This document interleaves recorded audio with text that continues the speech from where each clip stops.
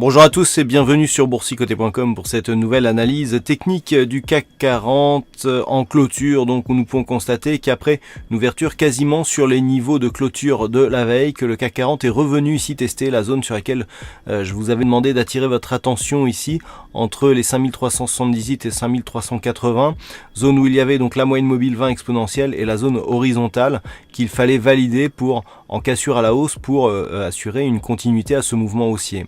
Au terme de cette séance, donc on clôture en baisse à 5352,76 qui est aussi le plus bas du jour. Le CAC 40 perd 0,25% avec un peu plus de 13 points perdus par rapport au cours de clôture de la veille. Donc cela ne remet rien en cause la dynamique, puisque nous avons ici toujours une progression avec un plus haut et un plus bas supérieur à la bougie précédente.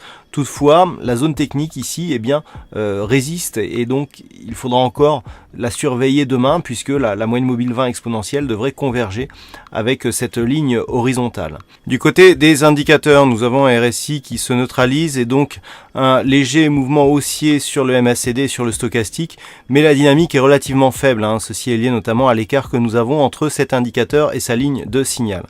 Le MACD confirme donc le rebond que nous avons sur le stochastique. Par contre, du point de vue des volumes, il y a du changement, puisque l'évolution selon laquelle les volumes étaient supérieurs sur les séances baissières par rapport aux séances haussières, s'inverse. Nous avons des volumes inférieurs à la moyenne sur cette séance baissière, donc peut-être un signe d'équilibrage. La volatilité baisse aussi. Alors, si on synthétise toutes ces informations, il y a toujours cette zone ici de résistance, 5378,80, qui bride la poursuite du mouvement. On n'arrive pas à casser une manière pérenne ce retracement à 38,2% de Fibonacci, qui pourtant validerait une possible continuité du mouvement haussier. Donc pour demain, il faudra encore une fois surveiller ce retracement de Fibonacci, 5366 points, et éventuellement, en cas de poursuite ici du mouvement haussier, cette zone des 5380 points.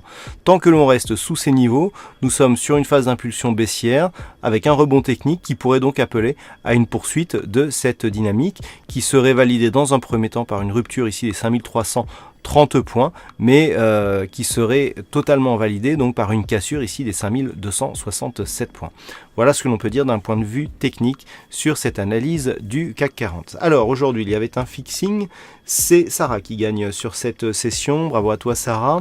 En ce qui concerne les statistiques, on a une probabilité plutôt haussière pour demain à partir du niveau d'ouverture.